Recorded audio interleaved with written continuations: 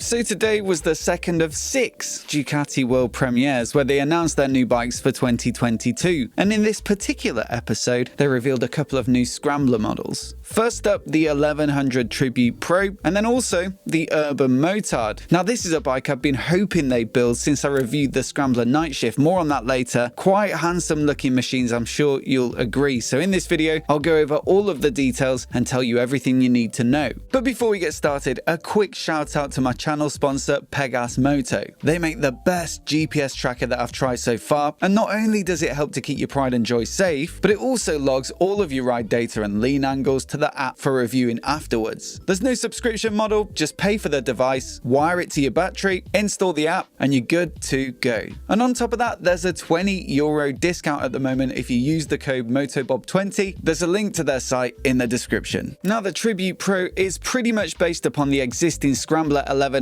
Pro, and so the fundamental specs are largely the same. It's powered by a 1079cc air-cooled L-twin that makes 86 horsepower peak. The 1100s are slightly more performance orientated than the 800s, so you get fully adjustable suspension and a pair of Brembo's radially mounted monoblock calipers at the front instead of one. Electronics are also a little more advanced with cornering ABS and traction control, as well as riding modes, power modes, and LED lighting all round. The extra power and features do come at a cost though. The 1100 Scramblers weigh about 20 kilograms more than their 800 counterparts. In the lineup, you've currently got the 1100 Dark Pro as the entry point, then there's the regular 1100 Pro with a slightly fancier finish, and then at the top the 1100 Sport Pro with an even fancier finish and upgraded suspension from Öhlins. So the 1100 Tribute Pro, which they've announced today, makes a fourth, and this one has a more retro flavour as it's been introduced to celebrate 50 years since Ducati first started using air-cooled twin-cylinder engines. The first appeared in 1971, and as such the Tribute Pro gets paint and graphics of that era. This yellow colour is said to be called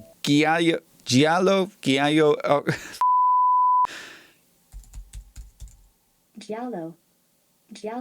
This yellow colour is said to be called Giallo Ochre, which they say was particularly in vogue at the time and used on the 450 Desmo Mono and the 750 Sport, both from 1972. It also gets the G-Gyro. It also gets the G-Gyro logo. It also gets the G-Gyro logo on the tank, which I love, and they've also used the same lettering for the Scrambler logo down the center of the tank. It gets plenty of other retro features too, like the black spoke wheels, round classic mirrors, and a new brown seat with a tuck and roll style pattern and a Ducati logo stitched on the back. Pricing starts at $11,995 for this new model. The basic dark edition is $10,995 and the standard 1100 Pro is $11,385. That makes the Tribute about 600 quid more, which seems like decent value when you consider that spoke wheels are £1,266 in the accessories catalogue. Personally, I reckon it looks pretty good, but let me know what you think of it down in the comments. Now the second bike they announced is this, the Scrambler Urban Motard. This one's based on the 800 Scrambler, so a little less power at 73 peak, a bit less tech, a single brake at the front, no suspension adjustment, but it's lighter and it's cheaper. Now when I rode the Night Shift a couple of months back, I loved the more road-focused riding position compared to the very upright Scrambler Icon, but I really wish they'd given it even more of a road bias spec. Clearly this is the one to go for if you're mainly doing road riding, and what I wish they'd done is just fitted like a 17 front, some proper road tyres, and firmed the suspension up a little bit, especially on the shock. Thankfully that's basically what they've done here with the Urban Motard. It gets spoke wheels with a 17-incher, both front and rear, and on top of that they've shod them with Pirelli Diablo Rosso Corsa 3 tyres. Honestly, I reckon this one's going to be a lot of fun to ride. Finish wise, it's a bit of a hybrid between the Night Shift, the Desert Sled, and their Hyper Motard. The side number boards and the flat bench seat are both Night Shift parts, and it's got that lower slung stance too, but at the same time those higher bars and the high front mudguard give it some of the look of the sled. And then lastly, the graffiti style paint job, which has to have been influenced by the Hyper Motard RVE. I've just noticed as well, it also gets the twin exit exhaust. That's the same as the Night Shift and the Desert Sled, but it's definitely a good thing because it sounds a little bit better than the single exhaust on the Icon. Here's a couple of samples.